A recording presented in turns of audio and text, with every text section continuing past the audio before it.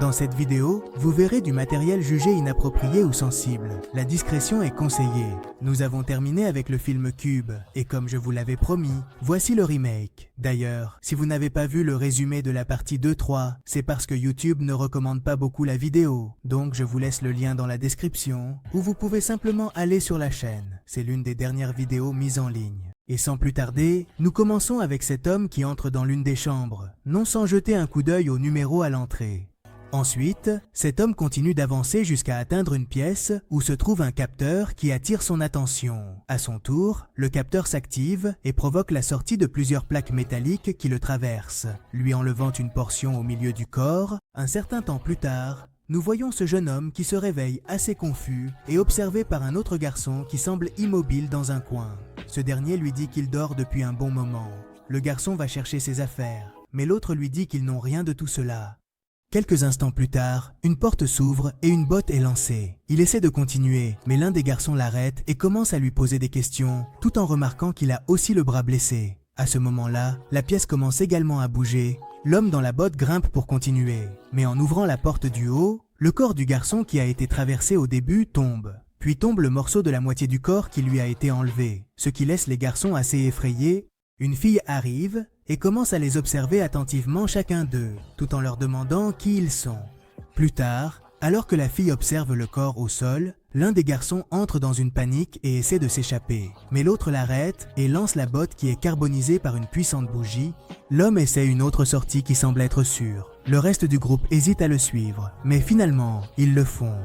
Maintenant, nous allons tous les présenter sur place. La fille a dit s'appeler Kai-san, Yu-san, puis il y a Ochi-san, Oni-chan, et celui avec les bottes nommé Ide-san, et aussi le plus jeune nommé Shihan. Je ne sais pas ce qu'il a dit, mais il ment. Les garçons concluent que tout le monde se reposait la dernière fois qu'ils se souviennent. Oji-san commence à crier désespérément, et Hyde-san s'énerve à cause de cela. Un certain temps après, le groupe continue d'avancer un bon moment, jusqu'à atteindre une pièce, où, en lançant une botte, celle-ci est traversée par des barres assez tranchantes, ce qui les fait faire demi-tour. À ce moment-là, Oni-chan voit une série de chiffres, et continue par une autre sortie Yu-send, où il trouve également des chiffres. Un certain temps plus tard, le groupe rencontre un homme âgé, nommé Ando-san, qui leur dit qu'il est exécutif, et est surpris de voir un enfant là-dedans. Il leur dit qu'ils doivent sortir le plus vite possible. Plus tard, le groupe sort par l'une des portes supérieures. Ando-san essaie d'encourager le plus jeune, mais il est assez timide. Alors Ide-san et les autres l'aident à monter en utilisant leur chemise, puis ils aident le vieux à monter. Un moment plus tard, l'enfant essaie de se pencher vers une sortie, mais le vieux le sauve d'un piège. Ensuite, San et Oni-chan parlent d'une autre sortie et envoient Tochi-san pour qu'il soit le premier à traverser. En revenant avec l'enfant, ils restent de nouveau concentrés sur les chiffres jusqu'à ce qu'ils arrivent dans une nouvelle pièce où des hélices commencent à descendre depuis le plafond. Le groupe essaie d'ouvrir des portes pour éviter que ces hélices ne leur coupent la tête, mais aucune ne s'ouvre. Alors ils se jettent au sol, en protégeant leur tête, tout en essayant d'ouvrir la porte du sol, par laquelle ils réussissent à s'échapper de justesse. Une fois en bas, le groupe commence à discuter parce qu'ils se sont mis en danger. Un certain temps plus tard, l'enfant dit à Oni-chan d'essayer de se souvenir des chiffres qu'il a vus, puis il essaie de déchirer un bouton pour écrire. Oni-chan lui passe un bouton qu'il a trouvé auparavant et lui demande son âge, tout en lui disant qu'il a 28 ans, à quelques jours de ses 29 ans, et ils conviennent tous les deux qu'ils détestent les adultes. Alors qu'ils sont là, Nii-chan voit que l'enfant effectue des opérations avec les chiffres, et l'un des résultats correspond à la chambre des aiguilles. Maintenant, Oni-chan dit au groupe qu'ils peuvent éviter les chambres qui ont des pièges, car celles-ci ont des numéros pairs. Oni-chan essaie de vérifier si sa théorie est correcte. Il regarde les chiffres et leur dit que c'est sûr, et bien qu'Ando-san lui dise que cela ne doit pas être si facile, Oni-chan, à la surprise de tous, se lance mais sans qu'il ne lui arrive rien, puis les autres le suivent et le félicitent. Ainsi, il continue d'avancer un bon moment en analysant les nombres premiers jusqu'à ce qu'il tombe sur une pièce qu'il suppose avoir des pièges. Oni-chan propose de faire demi-tour, mais les portes ne s'ouvrent plus. Ando-san dit à Oni-chan de vérifier les numéros. Puis il ouvre une nouvelle porte en leur disant que cela ne semble pas sûr. Le vieil homme désespéré pousse un cri fort qui active des scies tranchantes qui manquent de peu de finir avec One-chan. Dai-san essaie à nouveau en criant, et les scies s'activent à nouveau. Ils procèdent à ouvrir la poignée de la porte et voient que la scie ne s'active qu'avec la voix. Alors le groupe avance en essayant de ne pas parler et avec beaucoup de précautions. Au fait, si tu es arrivé jusqu'ici, c'est parce que la vidéo te plaît. Alors je veux t'inviter à t'abonner. Et n'oublie pas d'activer la cloche. Laisse aussi un like sur la la vidéo. Tout cela est complètement gratuit pour toi et m'aide énormément. Et si tu veux aider encore plus, laisse un commentaire sur le film ci-dessous. Cela aide YouTube à recommander la vidéo. Maintenant, merci beaucoup et continuons. Quelques instants plus tard, le groupe parvient à passer, sauf le vieux qui reste derrière Ochi-san, qui le fait trébucher, puis laisse tomber ses bottes, ce qui active les scies électriques qui manquent de déchirer Ando-san. Yusand est maintenant assez furieux contre Ochi-san, jusqu'à ce que les autres réussissent à le calmer. À ce moment-là, Oni-chan voit que Shihan regarde un cube dessiné sur le mur, avec les dimensions des cubes. Plus tard, le vieux dit qu'ils doivent essayer de sortir, mais sans Ochi-san, cela semble altérer les nerfs du garçon, qui à son tour semble que sa réaction active un piège à gaz dans la pièce.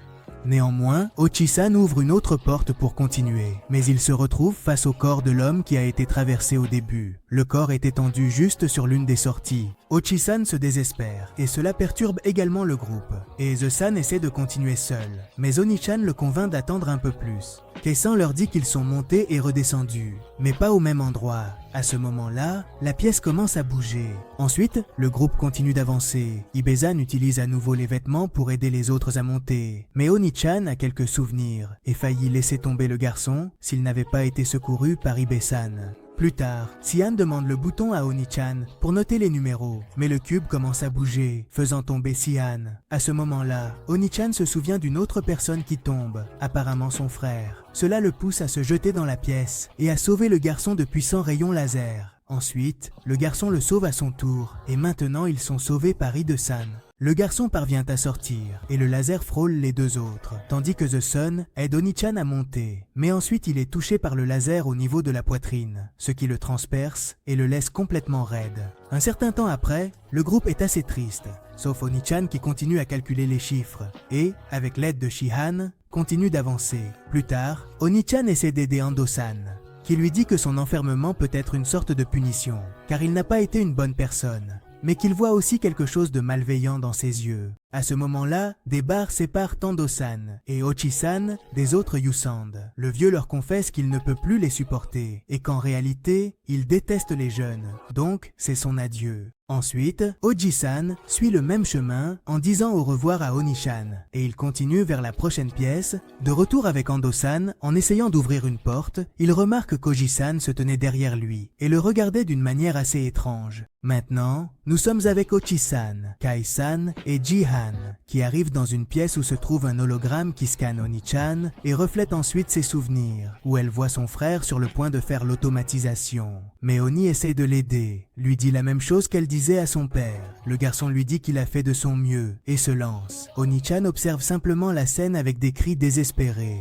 De retour à la réalité, Oni-chan essaie de continuer à avancer et de retrouver Ochi-san. Ce dernier dit au vieux qu'il est impossible de sortir de là vivant. Il lui répond que pour lui, un gamin sans famille ni travail, cela n'a pas d'importance. Je ne sais pas si vous avez remarqué que chaque fois qu'il reproche quelque chose à Ochi-san, la pièce devient un peu rouge, comme dans ce cas. Rappelons-nous aussi que le vieux déteste les jeunes, tout comme Ochi-san déteste les vieux. Donc ils continuent à discuter de cela. À ce moment-là, Ando-san lance les bottes pour continuer, mais il est saisi par le coup par Ochi, qui ensuite, avec la porte, assène plusieurs coups à la tête du vieil homme, et on ne voit que le sang qui éclabousse son visage. Ochi affichant une expression de satisfaction. De retour avec Kai-san et Jihan, ce dernier dit à Oni-chan qu'il ne doit pas se sentir coupable, mais qu'il sait pourquoi son frère cadet est mort. Tout à l'heure, Shihan ouvre la porte du sol et essaie de se marier, mais il est attrapé par Oni-chan, apprenant ainsi de son erreur. Tout à coup, il réalise qu'il aurait dû faire un peu plus d'efforts pour sauver son frère. Shihan ouvre une autre porte par laquelle on voit qu'un peu de vent entre. Oni-chan et Jihan se penchent et concluent que ce qu'ils ont calculé n'était qu'une section de tout le cube. Oni lance une botte et remarque qu'elle a mis 3 secondes à tomber. Avec ce temps, il calcule qu'il s'agit d'environ 53 mètres de hauteur. Ensuite, d'autres pièces descendent et commencent à faire de nouveaux calculs pour essayer de trouver la sortie. Les garçons disent que cela doit être le 99, mais ils n'ont pas vu ce numéro. Kai-san leur dit qu'elle l'a vu dans l'une des pièces précédentes, au milieu de 2 autres numéros. Le groupe fait demi-tour, et dans la pièce suivante, il rencontre Ando-san. Oni-chan est heureux de le voir, mais il remarque ensuite qu'il est couvert de sang, et lui demande en plus des nouvelles du vieux. Ando dit qu'ils sont tombés dans un piège, mais Chiha remarque le comportement suspect d'Ando-san. Le groupe continue d'avancer. Ando-san lui dit qu'il n'y a pas de nombre premier. Rappelons que les nombres premiers sont ceux qui indiquent s'il y a des pièges dans la pièce. Le dernier à passer est Sian, qui lui dit de lui dire la vérité sur ce qui s'est passé avec le vieux. Cependant, Ando, bien qu'il soit assez nerveux, reste dans son mensonge. Dans la pièce suivante, Sian dit à Oni qu'Ando leur ment. À ce moment-là, Kai trouve le numéro 999 de la sortie. Sian continua à dire à Donnie que lorsqu'Ando a parlé du vieux, il riait, tandis qu'Ando-san se trahit en disant que cette pièce est étrange parce qu'il n'y a pas de piège, mais qu'il y avait des nombres premiers à l'entrée. Oni entend cela et essaie de s'échapper, mais il est attrapé par quelqu'un qui le tire au sol, se frappant fort la tête et restant étourdi. À ce moment-là, il leur dit qu'il aurait pu tuer le vieux, car il détestait les jeunes, et qu'en plus, il s'ennuie dans son travail, où tout le monde se moque de lui. Il finit par leur dire qu'il ne veut pas vivre, mais préfère tuer d'autres personnes. Tout cela en donnant quelques coups à Oni et en le piétinant. Sian essaie de l'arrêter, mais Ando le pousse contre le mur. Puis quand il s'approche de lui, Oni le prend par le pied. À ce moment-là, on voit aussi la pièce changer de couleur en fonction de l'humeur d'Ando-san. Ce dernier reprend Oni, mais cette fois par le cou, et commence à l'étrangler en lui disant que le meilleur destin est la mort. Déjà presque à court d'air, Oni écoute Shihan, qui lui dit qu'il croit en son innocence. Cela semble lui donner un nouvel élan, et, tout en se remémorant son frère, il donne une fin différente à l'automatisation de celui-ci. Il parvient à soulever Ando, qui est attrapé par un tentacule U-Send, qui se ramifie ensuite, sortant par toutes les extrémités et le laissant bien raide. Mais maintenant, ce tentacule s'attaque à eux, et Kai leur ouvre la porte en leur demandant de se dépêcher. Shihan parvient à passer, mais Ochi-san ne réussit pas. Ici, les garçons s'appellent par leur vrai nom Goto-san, qui est Oni, et Chiharu, qui est le plus jeune.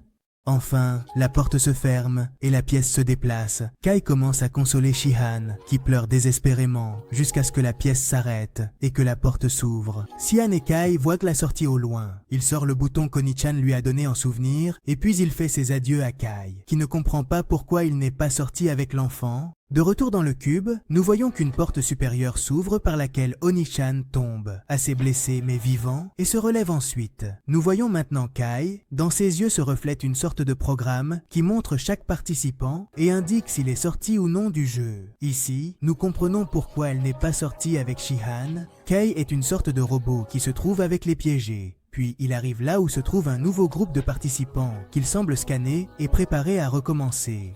Et c'est ainsi que se termine cette partie du remake de Cube. N'oubliez pas de me suivre sur Kick, je fais des directs tous les jours en jouant, et vous pouvez y parler avec moi. Maintenant, dites-moi ce que vous avez pensé du film et du résumé. Merci d'avoir regardé, mets un like, abonne-toi en activant la cloche, et n'oublie pas de te brosser les dents avant de dormir.